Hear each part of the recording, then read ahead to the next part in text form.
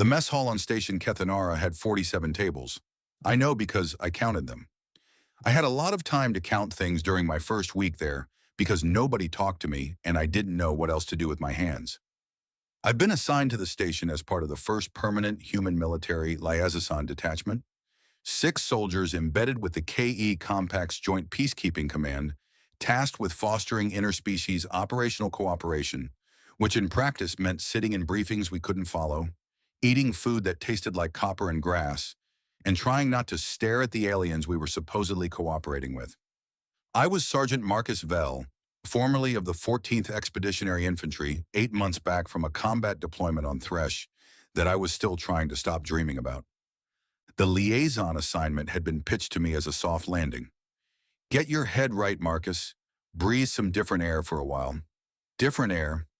I was breathing filtered, recycled atmosphere at 0.88 standard pressure inside a spinning torus, orbiting a gas giant the color of a bruise. The KE called the planet Grandmother.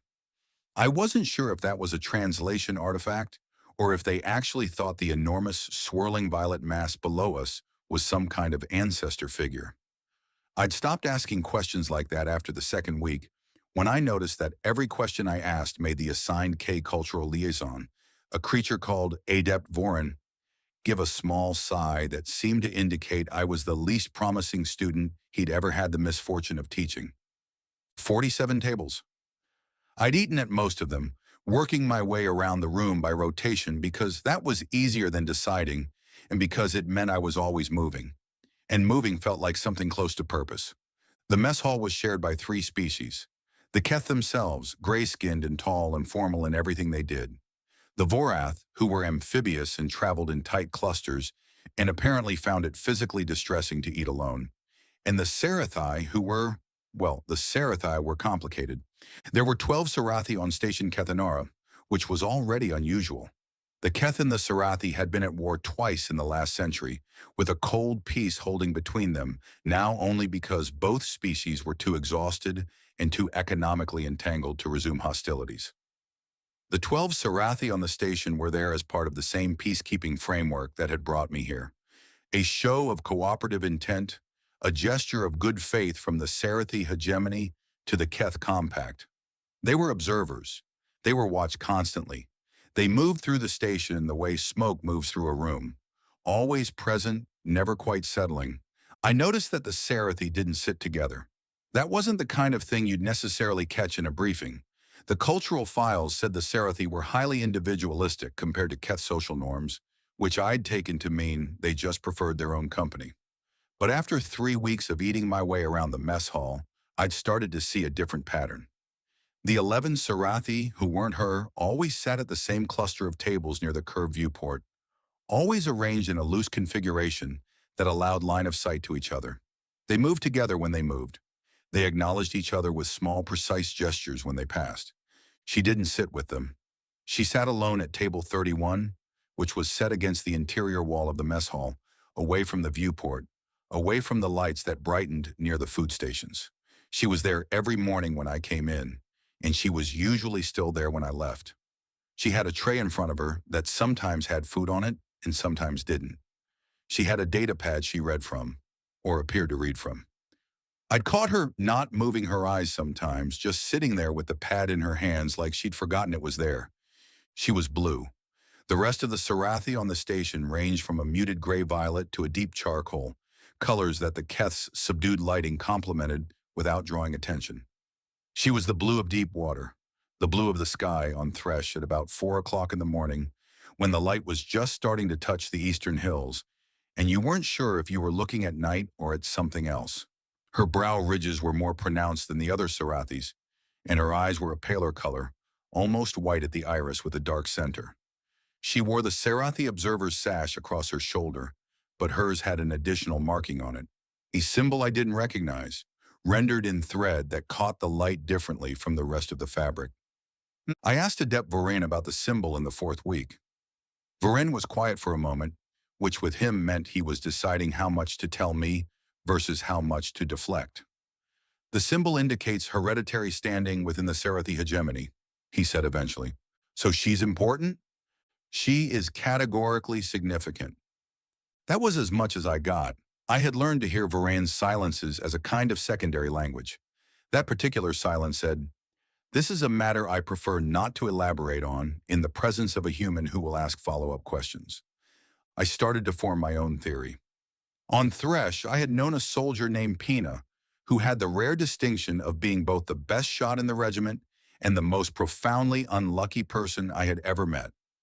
Not unlucky in the small ways, not the kind of luck that meant dropped coffee or missed transport, but unlucky in the deep structural sense, where every situation somehow arranged itself to make his life harder than it needed to be. Pena had once told me that the worst thing about his particular kind of bad luck wasn't the difficulty itself, but the way people treated the difficulty. Everyone thinks bad luck is contagious. Nobody wants to sit next to the guy who keeps getting hit. Nobody wanted to sit next to her. I watched it happen in a dozen small ways over the next 2 weeks. Sarathi from the other 11 would walk past her table on the way to theirs and not break stride. Keth officers who'd stop and exchange social acknowledgments with other Sarathi, those small formal head movements their culture used as greetings, would avoid eye contact as they passed her. The Vorath, who were generally oblivious to everything outside their own clusters, had nonetheless arranged their habitual table positions to be maximally distant from table 31. She sat there reading her datapad and didn't look up at any of them. There's a particular kind of stillness that people develop when they're used to being treated like they don't exist. I'd seen it in patients at the mental health processing center they sent me to after Thresh. I'd seen it in old soldiers who'd been waiting for decisions that never came. It wasn't peace. It wasn't acceptance. It was the particular, exhausted discipline of someone who had learned that reacting cost more than staying still. She had that stillness. I told myself it wasn't my business for about 2 more days. Then on a Tuesday, the Keth stations ran on a 7-unit cycle they called a week, and I'd mapped it to Tuesday in my head because I needed something to call it. I picked up my tray, walked across the mess hall, pulled out the chair across from her at table 31, and sat down. She looked up from the datapad. Her white irised eyes settled on me with a look of such careful neutrality that I could see the effort behind it, like watching someone walk on ice and pretending they weren't. "Sergeant Marcus Vell," I said. "Human Liaison Detachment. We haven't met officially." She was quiet for a moment. "We have not," she said. Her translator rendered her voice into a low, even tone I suspected was calmer than the original. "I am Sarathi." I know your species. I don't know your name." Another pause. "Vartho," she said in what I recognized as the Sarathi naming convention. "House, function, given." The function designation has no adequate translation. "Can I call you Cien?" "You may call me whatever you find convenient." It came out neutral, but the neutrality had a texture to it. She was waiting for me to leave. She'd had a lot of practice waiting for people to leave. "I'm going to eat my breakfast," I said. "I've been eating it at a different table every morning because I don't know anybody well enough to eat with them twice in a row, and I figured this morning I'd try table 31. She looked at the table, then at me, then back at the datapad.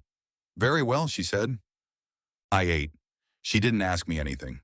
I didn't ask her anything. After about 10 minutes, she spoke without looking up. "You have been on the station for 31 days. "Yeah." "You have not returned to any table more than once." So she'd noticed me moving around. "I've been getting the lay of the land," I said. "The mess hall's layout has not changed since you arrived."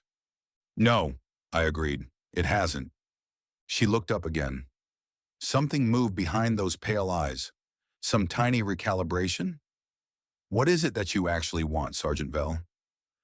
"Right now, I want to finish this thing they've told me is a protein preparation, which I'm going to continue to believe is vat-grown, even though I have real doubts."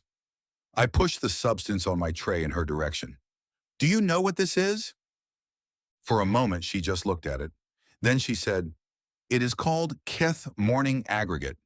It is nutritionally appropriate for carbon-based metabolisms of several species. It tastes like mineral compound because it is partially mineral compound." She paused. "Most beings find it unpleasant." I reached for the fluid preparation on my tray. "Thanks." She returned to her datapad. I ate my breakfast. I came back the next morning and she was there, and I sat down again. Neither of us said anything for a while, and that was fine. On the third morning, she asked me what Thresh was like, because she had been reviewing deployment records and my service file indicated recent combat operations in that system. I told her about Thresh. Not the bad parts, not yet, but the parts I could say out loud without losing something. The color of the light at 4 in the morning. The way the wind came down from the northern ranges and carried a smell like pine. And something else. Something you couldn't name that got into your lungs and made you feel briefly, overwhelmingly, that you were somewhere worth being, even when you weren't sure that was true. The way Pina could hit a target at 800 meters with the same casual ease with which he'd also somehow managed to drop his rations in the mud. The soldiers I'd served with who were still there, and the ones who weren't. She listened. She was a very good listener, still in the way I was beginning to understand was specific to her. The kind of still that meant she was fully present inside it, not absent. When I finished, she was quiet for a moment, and then she said, "The function designation in my name refers to my role within the hegemony. It means, approximately, diplomatic weight. I was sent here because I am useful when the hegemony needs to make a gesture." "What kind of gesture?" "The kind that costs nothing to make," she said. "Sending someone whose presence signals goodwill without requiring the hegemony to commit anything of actual value. I am," she paused, searching for phrasing, "a currency that is valuable in appearance but does not reduce the treasury by being spent." I sat with that for a moment. "They sent you because you don't matter," I said, because I'd learned that she didn't want things softened. That softening was a form of condescension she'd been subjected to enough. "They sent me because I matter in the right ways, and not in the ways that would be costly to risk." She closed the data pad. "The blue coloring is a hereditary marker from the old Kale line. It has not appeared in the hegemony's dominant families for 200 years. When I was born, it was considered an omen. There is a school of Sarathi thinking that holds that such throwbacks represent a disruption of the species' trajectory, a genetic echo of something the hegemony spent considerable effort moving away from." "What does the other school think?" "The other school is considerably smaller." A pause. "The marking on my sash indicates hereditary standing from the Kale bloodline, which is ancient. But ancient in the hegemony's current political architecture is not the same as powerful." A small exhale that might have been the Sarathi version of a laugh. "The blood is old. The influence is not. So you're—" "I am notable enough to be useful and different enough to be uncomfortable. It is a very specific kind of position." She picked up her data pad and set it down again. "I have occupied it for most of my life. I went back every morning. By the end of the first month of eating at table 31, I had learned things about Sion that I was fairly confident nobody else on the station knew, because she didn't tell things to people who weren't there, and she hadn't had many people there. I learned that she had been educated in the hegemony's diplomatic track from age 7, that she spoke 4 compact languages and 3 dialects, that she had been posted to 6 prior stations and 3 planetary assignments, and none of them had lasted more than 8 months before she was reassigned, always with official commendations she suspected were written mostly to explain why she was being moved on. I learned that she found the Keth architectural aesthetic genuinely beautiful, and found most Keth individuals impossible to read, and found Adept Vorin specifically to be the kind of bureaucratic caution engine she'd been managed by her entire career. I learned that she had a particular interest in the pre-war histories of the Keth-Sarathi relationship. Not the wars, but the long stretches of contact before them, when the two species had simply been curious about each other, and the curiosity hadn't yet curdled into fear and then violence. I told her about Pina. Eventually, I told her the full story of Pina, which took 3 mornings because I kept stopping and having to restart. "He sounds like someone who was never allowed to exist in the space between his misfortune and his competence," she said when I'd finished. "Yeah," I said. "That's exactly it." She looked at me with those pale eyes. "Most people are not able to formulate that observation about a friend. He would have hated me for being sentimental about it." "Probably," she agreed, "but you would have told him anyway." "Yeah." She nodded. just a small nod. The kind that meant I have understood something about you that I did not understand before. I'd started to learn her vocabulary of small, precise gestures over the weeks. Not Sarathi formal gestures, which I was studying separately with Voren and making glacial progress on, but the ones that were specifically hers, the personal grammar she developed over a life of finding that the approved grammar didn't quite fit. The trouble started in the 7th week. A Keth official arrived on station, a senior attaché from the Compact's Political Oversight Division, a creature named Magistrate Orvin, who moved through the station with the specific slow deliberateness of someone accustomed to the station rearranging itself around their passage. Orvin had an entourage of 4 subordinates and a cultural protocols officer who was visibly stressed at all times. Orvin was on station to review the progress of the Joint Peacekeeping Command integration, which in practice meant Orvin was on station to remind everyone who held the authority in this particular arrangement. I noticed Orvin notice her. On the 2nd day, it happened in the mess hall. She was at table 31. I was at the food station getting the fluid preparation because I had taken her advice and it was, in fact, marginally less terrible. I was watching the room because watching rooms was something I did automatically now. Even 7 months after Thresh, even on a space station orbiting a gas giant with no active hostilities within 6 light years, I watched rooms. I saw Orvin's entourage enter. I saw Orvin's gaze travel the room and land on her. I saw the quality of that gaze. I'd seen that quality of gaze before. It was the gaze of someone who has found a useful object. Orvin crossed the mess hall and stopped at table 31. The protocols officer materialized at Orvin's elbow, visibly more stressed than usual. Cien looked up from her data pad. I couldn't hear the exchange from where I was standing, but I watched it happen across the 40 feet between us. Watched the angles of it, the way Orvin stood and the way she sat, and the way her stillness intensified into something that was no longer just discipline, but was now also defense. I watched Orvin's head tilt twice. A Keth gesture I'd learned meant the issuing of an informal directive. I watched her respond. I watched Orvin's entourage close slightly around the table, not enough to be a physical threat, but enough to be a pressure. I walked across the mess hall and sat down at table 31. Orvan's attention moved to me with a particular quality of attention given to an obstruction that has appeared unexpectedly. The protocol's officer's visible stress increased by several measurable degrees. "Good morning," I said to Orvin, in the Keth formal greeting I'd spent 4 weeks learning to pronounce correctly. I turned to Cien. "Sorry I'm late. You said you wanted to go over the integration briefing materials this morning. I've got the files here." She looked at me. I had never mentioned any integration briefing materials to her. She had no idea what I was doing. But she was, as I had said, a diplomat trained from age 7. She looked at me for exactly the correct amount of time, and then she turned to Orvin and said something in the formal Keth register that I recognized as a closing of a conversation. Orvin looked at me for a long moment. "Liaison Sergeant," the protocols officer said in translated standard. "The magistrate was engaged in a conversation relevant to the integration review. I apologize for the interruption. If the magistrate needs time with Observer Varth Kale, we can reschedule," I said. "I just know she has a full schedule this morning." I looked at Cien. "Isn't that right?" "My schedule is quite full," she confirmed, in a tone so flawlessly calibrated I felt briefly overwhelmed by the sheer technical skill of it. Orvin looked between us. Then the magistrate said something in Keth that the translator rendered as a standard farewell, and moved away, entourage trailing. The protocols officer gave me a look that contained approximately 17 distinct messages, none of them warm, and followed.